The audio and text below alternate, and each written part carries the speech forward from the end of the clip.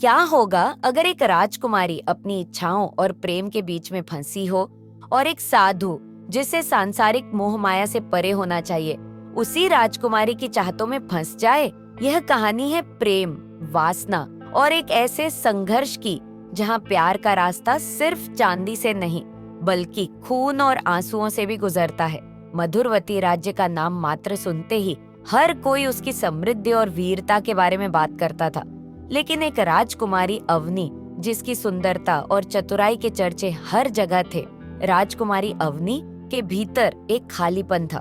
वह अपने जीवन में कुछ अधिक चाहती थी। वह चाहती थी प्रेम जो उसे कभी अपने पति राजा दीवान सिंह से नहीं मिला था।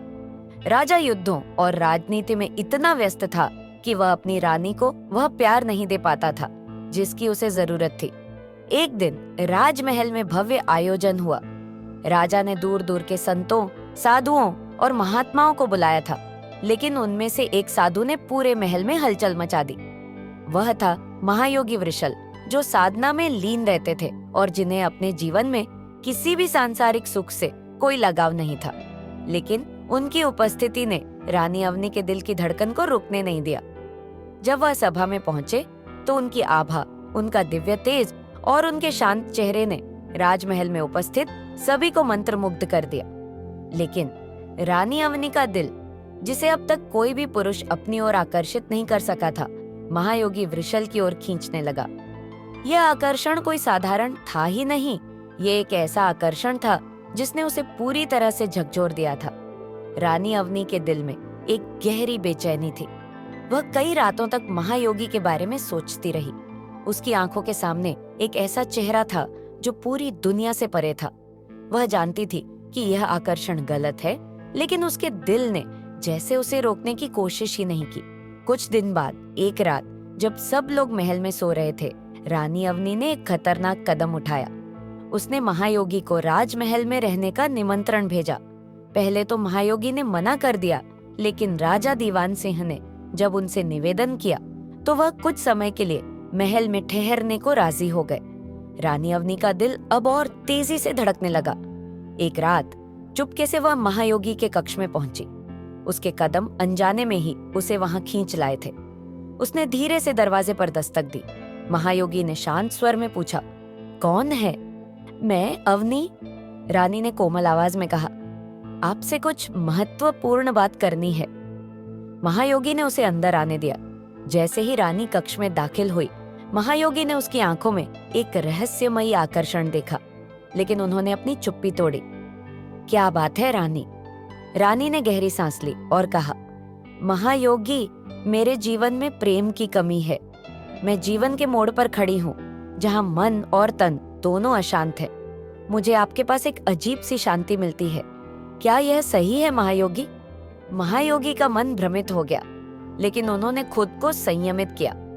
रानी, तुम्हारी प्यास केवल तुम्हारे दिल की कमजोरी है, जो तुम्हारे भीतर अज्ञेय इच्छाओं से उपजी है। यह एक भ्रम है जो केवल तुम्हारे लिए दुख लाएगा। रानी ने पास जाकर उनका हाथ धीरे से पकड़ा। महायोगी, क्या त्याग का मतलब यह होता है कि हम अपने दिल की इच्छाओं को पूरी तरह से नजरअंदाज कर दें? महायोगी ने एक गहरी सांस ली और कहा, तुम्हें क्या लगता है? तुम्हारा आकर्षण एक पल की वासना हो सकता है, लेकिन मैं एक साधु हूँ। मेरी राह भिन्न है। तुम मुझे जानने से पहले अपनी इच्छाओं को समझो। रानी का चेहरा आंसुओं से भर गया। उसने न केवल महायोगी का हाथ पकड़ रखा था, बल्कि उसकी आंखों में एक गहरी चाहत की झलक थी। लेकिन महायोगी ने उस पल को काटते हुए उसका हाथ छुड़ा दिया और सख्त स्वर में कहा, तुम इसे और बढ़ने मत दो रानी। वासना से प्रेम का कोई संबंध नहीं होता। लेकिन रानी अवनी का दिल अब पूरी तरह से उलझ चुका था। वह अपने आप को समेटने की कोशिश कर रही थी, लेकिन एक अजीब सी चुप्पी और खामोशी ने माहौल को भारी बना दिया। तभी रानी ने अचानक एक कदम और बढ़ाया और महायोगी को अपने करीब खींचते हुए कहा, क्या तुम मेरे प्यार को नकारोगे? महायोगी की आंखों में एक तीव्र संघर्ष चल रहा था। वह समझ गए थे कि यह क्षण उनके लिए एक परीक्षा था।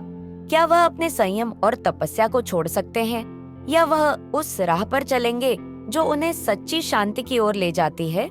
महायोगी ने अपनी पूरी शक्ति एकत्र की और रानी के सामने खड़े हो गए। रानी, मैं तुमसे प्रेम नहीं कर सकता। यह तुम्हारे लिए और मेरे लिए भी सही नहीं होगा। तुम्हारी प्यास को मैं शांत नहीं कर सकता। रानी अवनी की आंखों में गहरा दुख था, लेकिन उसने समझ लिया कि उसे प्रेम के असली रूप को समझना होगा। वह केवल अपनी इच्छाओं के पीछे नहीं दौड़ सकती थी। उसने खुद को संयमित किया और महायोगी से कहा, मैंने सब कुछ सीखा महायोगी, अब मैं अपनी प्यास खुद बुझाऊंगी। महायोगी वृषल ने राजमहल को छोड़ दिया और अपने तपस्वी मार्ग पर लौट गए। रानी अवनी ने भी खुद को पूरी तरह से अपने राज्य और प्रजा के लिए समर्पित कर दिया।